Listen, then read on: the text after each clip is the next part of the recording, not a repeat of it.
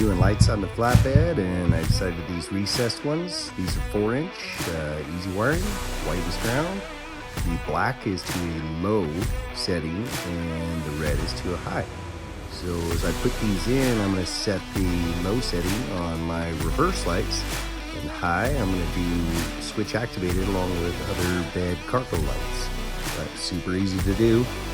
When you make the template, you want to do at least 4.5, and I cut on the outside of the line, which gives me about 4 5/8, and it fits really snug.